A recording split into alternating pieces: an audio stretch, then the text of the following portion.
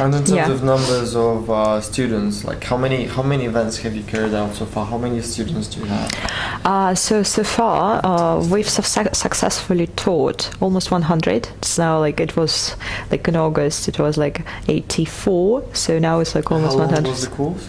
It's always like 3 months. 3 months. 3 months, Okay. yeah. Because what you do, when you start from zero, you go to B1. B1 is kind of a confident conversation level, and just takes you 3 months instead So of they're 1 all year. right now at conversational level, Yeah. all of them. Yeah, So now they're prepared to continue. yeah. Okay. So And there's then you some will people. have like a new batch. Yeah, because like when you start, it's like Yeah. breakthrough, because you break through this, level of non-speaking, and then what happens that in the second level, it's already chatterbox. We we as well like apply some debating techniques, like UK debating, like debates, like at university But debated. that's both like physical and like training and online. It's all now it's all online, but all online. but it's all together going. Let's say that you have a team as a student. You have a team of tutors. It's not just say one tutor. Yeah, If- they're different. Yeah. But I'm just trying to work out like the structure. How would you organize? Like you have one batch, let's say 100 people, Yeah. 100 students. They're now at conversational level. You now want to take them forward, but you also want more volume. You want more students. How will you organize the new batches and make sure that you have structure it the right way, so you have enough time, like tutor per student time, for the newcomers? How are you planning to structure It's that? possible because still we have the capacity. So if tomorrow like 200, like around 200 more students are coming, like calling, it will be a bit of a hassle, but we can handle it. It's fine. With Yes. the current number of tutors that you have. Yeah, and also like we're planning to expand little by little, like even like at the conferences, language live show. And how many hours like per week is Yeah. it? So with a leading tutor, per week it's 3 hours, and then you have a support team, like other tutors. That's like all conversation, different tasks, quests. Good morning, Victor. Today, please watch this video in Italian and send to our video app. So it's around 10 hours per week, but Including all the exercises and it's like around like 1 hour, 1 hour and a half per day, but it can be scattered because you're engaged and into communication. Yeah. so it's not very much. Right? Yeah. You can start any time. And the thing is, And there's different languages. There's not just English. 22.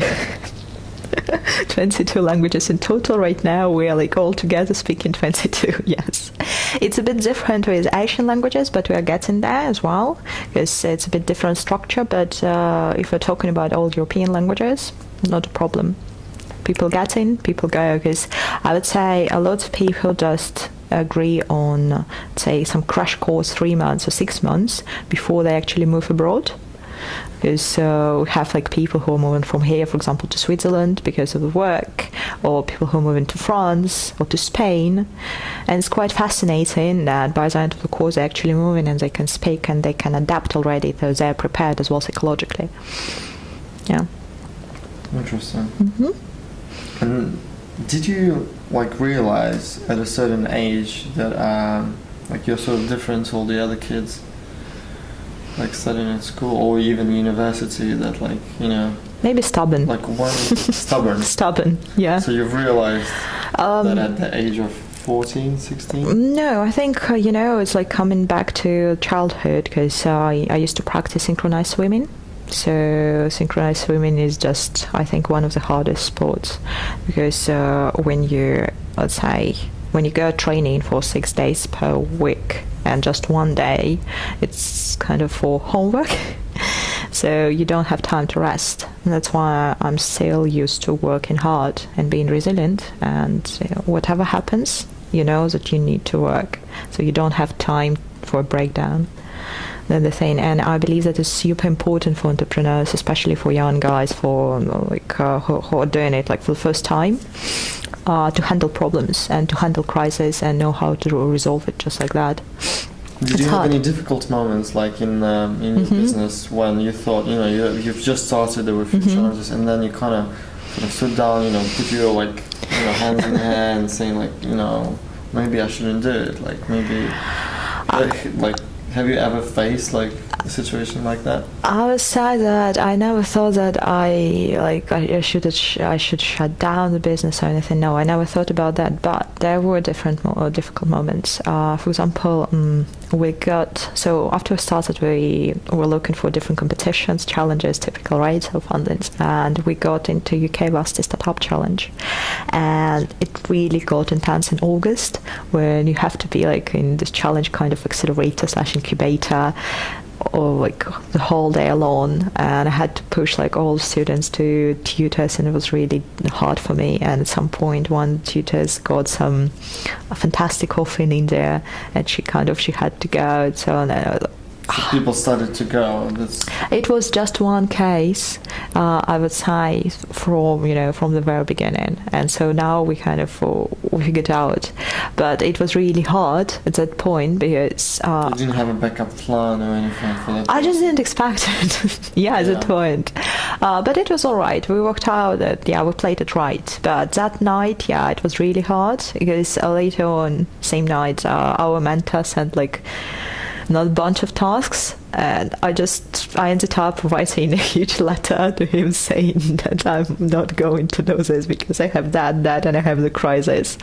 And the funniest moment that actually it was over midnight, and he gave me a call because he was worried. He was supposed, he thought to find me like in hysterics, but I was working and I was really angry. So he was like, what's going on? So it was really hard, I think. But there are always some moments, some challenges, because you work with people. And when you have people business, you need to know how to communicate, write your vision, your ideas. And if there is a problem, you need to find out, again, how to solve it together. That's, I believe, the most important. It's not, let's say, if it's purely based on technology, you know how to fix it. Or if you don't know, okay, you spend some more hours. But when it's people and technology, it's getting a bit more complicated. Well, to be honest, I think it's important to always speak to your customers or guests. Mm-hmm. Depends on what business you are, even at a very early stage, because many companies nowadays, they look at all of those articles, videos, they start, planning, all of that, forecasting, like pitching, and then they prepare their idea, they prepare all of that. But one thing, and then they prepare for investor meetings. But one thing that they usually don't do, which is like one of the main aspects, is talking to the potential clients, actually asking them just for advice, like, would you actually be interested in this? Because they don't have to pay, but they can quite honestly give you their feedback on what they think about it.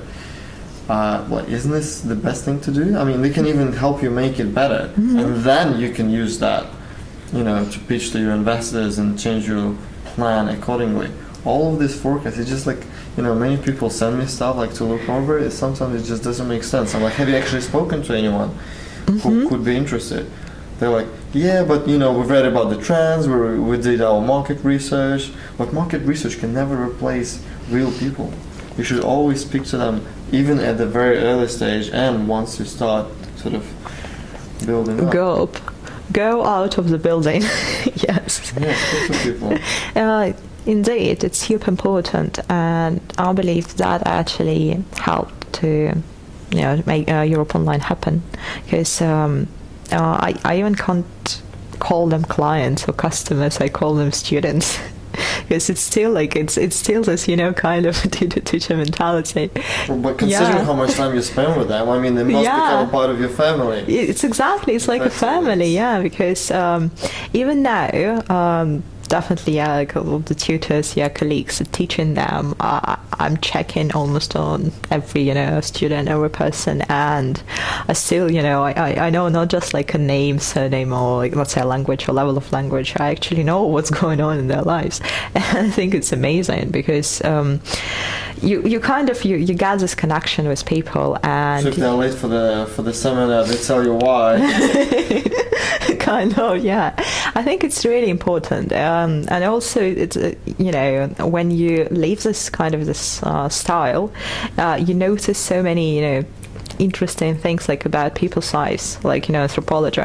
Like, for example, sometimes like some businessmen who are traveling like quite frequently, having lessons with you, and say now I'm like teaching mostly on the level of directors because it's kind of, you know, interesting to learn from each other. Okay. Yeah, and so for example, there was like airport moment, and so guy was flying to Hong Kong. We're having a lesson in Italian. At some point, there was an announcement, and it was a time when it was in Mandarin, and I'm learning little by little, and I can't catch up some, you know, numbers, and I figured out from that it actually was an announcement for his flight, and he was already late for the flight. You have to go. What? And then they announced in English, and he just shut down his computer and ran for the flight. So he didn't understand the announcement in his own native language. No, he wasn't. He was Russian, but he wasn't. Like, it was Mandarin. Oh. Yeah, so it was like me. Let's say you. Yeah. Okay. But it was really, really funny. Like, you know, like in a few minutes you get like message. Yeah, I got it. I got on board. It's interesting if you have like students who have their own business. Like, I guess you get to know them and what they do as well, and then you can share the experience, and you can at the same time speak in a different language. Exactly. So it's actually, and it's very interesting. If it's not just like, it can be a businessman. Also, we have like engineers, like aviation a lot, like Boeing, like Volga like different, you know, companies, and. So now you know pretty much everything about all the industries. Yeah. I think it's really important when you can match, let's say, a tutor and a student according to the interests of student. If, you know, if you're passionate about education, if you're passionate even about chemistry, actually to study this in your language. Why? Because it actually triggers your motivation. So if you end up in a plane with a Spanish pilot, you can quite easily land it together. Why not? I would say that I would go for that, because I'd love actually to get a pilot license a bit late in the future. Yeah. Okay, well, moving on to like our last few questions is, well, first of all, what would be your advice to any, you know, young people out there who just started their business or thinking about starting their business? And some advice on growth strategy. What is the best way? Is it social media, or is it actually getting out there, getting friends, relatives? Like, what would be your advice? I would say that if you're not a tech person, because right now startups, all this is about tech. Yeah. So if you're more, let's say, humanities, you just need to use your passion and try to attract people who are really good in tech. Let's say fintech, and just try to work it out with them. And it's not about, let's say, it's not about shares, it's not about money, like at the start. It's all about your passion, the idea, and actually how you can collaborate with people and building relationships. Because if they see that you're passionate and they kind of sort of love your idea, and they'll just go for it, won't they? I mean. And it's really important, because if you can find people who actually love what they're doing, like in their tech, to share your passion. Otherwise, it's exactly. If, let's say, if they're crazy about their tech, but they can choose what they'd like to do, you know, some particular project. Because if you want to find like really high, you know, say high proficiency, like specialists, like best of the best, they need to know your idea, they need to feel your passion, and kind of, you know, get into this, get carried away. And as soon as you find these people, it's not easy, it's hard. As soon as you find them, you need to work on that. You need to work and try to understand all the parts of the business. So even that, I don't deal so much like with finance and all this tech. I still try to learn, to understand, because if I don't understand all the parts of my business, I can't run it. It's important. Yeah. Okay. Well, one of the last questions on our checklist today is, if you saw a 5-year-old self just running in the street somewhere, coming up to you, what would you tell, well, in this case her, what would you tell, like, yourself, a 5-year-old self, like, in terms of, I don't know, any advice, or you would just sort of carry on walking and... Don't be afraid of short-term sacrifices in order to get long-term benefits. A bit complicated, but indeed. Would you share any of your experiences that you had later on, or would you rather I would just say it the same way? I would just say I wouldn't change anything. I would just say go for that. Don't be afraid of broken fingers. Don't be afraid of decision making. Just go for that. That's the most important, I think, and just to infinity and beyond, and to Toy Stories, indeed. Because when I was 15, I just woke up one day and I was like, damn, I just want to change, like, I want to change, let's say, every day of my life, but not like in the past, but like in the future. And I wanted to be like a girl who would make her dreams of yesterday to become normal reality of tomorrow. And I believe that it's kind of happening. That's a positive thinking, isn't it? If Yes. you just think positively and kind of imagine everything around yourself like that, as if it already happened, you kind of like adapt to it, and then you achieve that. Like if you think negative about anything, or like, oh, I'm not going to do that, and you start to stress out and worry too much, it just doesn't happen. Well, I don't know, maybe it's just me. But like when you think even like a few steps ahead, as if it already happened, you kind of gradually come to it. And another thing about like selling and so on, I don't think that I know how to sell, and it's really important because if like people tell me like go and sell, I don't know how. I just stress out. I don't know. Even though I worked a bit in marketing, and even like one of the first like jobs was like in FTSE, and I was actually giving some leaflets, and I was working with some window company. I was just like, selling is really about yes, asking questions and just understanding what the customer wants, asking him what he wants, and then offering. But like that's the thing, that my kind of vision is more actually to help people, to enable people to understand and be understood, let's say, and actually to enjoy these like languages and to enjoy cultural diversity, if we can call it this way. So it's pretty much about, okay, what's your problem? Yeah, we can solve it. If you agree on our terms, fantastic, but we can as well adjust to your wishes. It's also about giving, you know. Yes. Many people just didn't know how to take. Like when you give at first, people sort of like give you back, you know. Yeah, indeed. Even you bring them value, you teach them how to do this, and they kind of feel like they have to pay you, like, you know, because they've gathered something from it. Even now, still, we have lots of cautious questions when we just start like interviewing like students that are just coming up with questions. What? You have this? How does it work? Can I have a trial lesson? But you can't have a trial lesson. Okay, you can have a trial lesson, but you won't test it, taste it. So you can test it maybe perhaps like a trial week in order to understand how to be in Europe Online. One lesson is not enough. It's nothing. It's just like, what? When you have a customized program, when you have a team of tutors working with you, and like everybody is like talking with you. We're now like talking here, and in my phone there is like WhatsApp with different conversations between like tutors and students. Okay. Yeah. So yeah. Anybody who wants to learn one of the 22 languages, there's Europe Online. Am I correct? Yeah. And we'll leave some details under the video and some links. Any discounts or vouchers for our users? Yeah, definitely.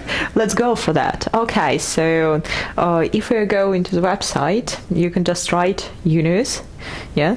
Promo code Yunus. Okay. Yeah, and get £100 off. Okay. For 3 months, yeah. You're right. So if you've been thinking about learning Spanish, French, Italian, or anything else, here we go. Okay. Yeah. Well, thank you very much for your time. Thanks so much. Thank you guys for listening. I hope you enjoyed. And leave any comments. And feel free to ask any questions, right? Yeah. Thanks so much. Cheers. Bye.